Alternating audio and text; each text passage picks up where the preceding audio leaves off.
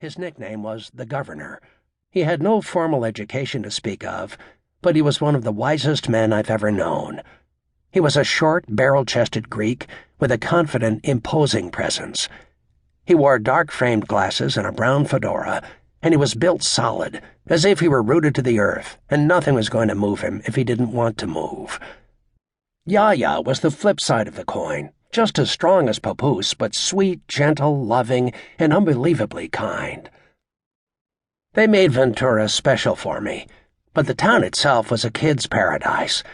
If my cousins and I weren't begging quarters off Yaya, Papoose had cut us off because our tab with him got too large, to buy cherry cokes at the corner drugstore soda fountain, we'd head down to Ventura's long wooden pier to fish off the side.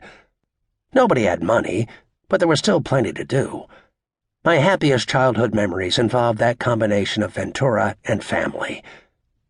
My dad eventually bought a diner, the Frontier Cafe, where I worked on and off until I graduated high school.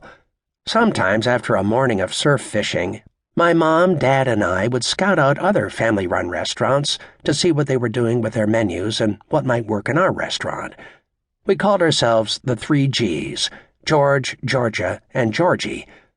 One Sunday we had lunch at a local Italian place, an old-school trattoria with checkered tablecloths and empty straw-wrapped, pot-bellied Chianti bottles used as candle holders draped in 100 coats of red wax. The owner came and sat with us, talking in broken English about how his business was doing. When we left, he walked out with us. As we were saying our goodbyes, a low rumble grew into a thunderous roar that shattered the quiet afternoon. A biker pulled up at the stoplight about 20 feet from us. It was the first time I had seen an outlaw up close. It was 1955. In school, most of us had buzz cuts and wore pressed trousers. This guy wore a denim jacket, frayed where the sleeves had been cut off, and blue-black jeans crusted with road grease and dirt. His Ray-Bans were pushed up high in his forehead, holding back a wild mane of black hair. He seemed like a magician, controlling everything around him. People on the sidewalks were frozen in the moment. As he idled, the pipes quieted, and I could hear the distinctive rattle of the clutch basket ringing out. He just sat there on that hand-built Harley bobber. Then, in perfect sequence, he lowered his sunglasses with his left hand, cracked the throttle with his right, pushed the suicide clutch with his foot, and jammed the jockey shifter into first. He reached up over his shoulders to grab the handles of his ape-hanger bars, gave it the gas, and shot across the intersection. It seemed like he disappeared in a blink, leaving just echoes and a memory etched in my mind. The restaurant owner broke into a tirade. "Look at him, worthless! Goddamn animal!" The man spat into the street and looked down at me. "That's your America!" I thought, you bet it is. It was hands down the most amazing thing I'd ever seen.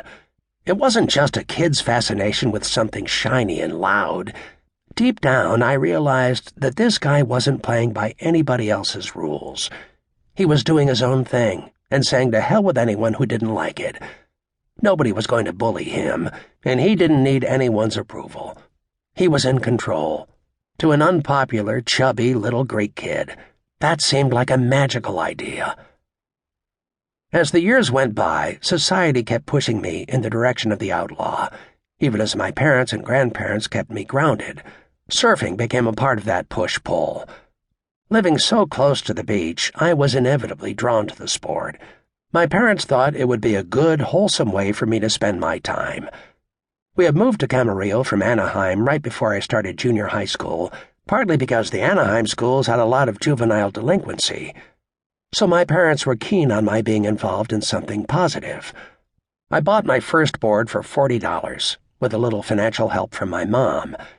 It was a butt-ugly olive drab, but it felt like I'd latched onto something, an identity I could own. I started hanging out at the beach every day, picking up techniques and learning how real surfers behave. Surfing changed everything. I loved the water anyway, and surfing wasn't like other sports. It didn't need a team or a lot of gear. It didn't require special talent, size, or huge muscles. You just needed to practice. Nothing replaced time.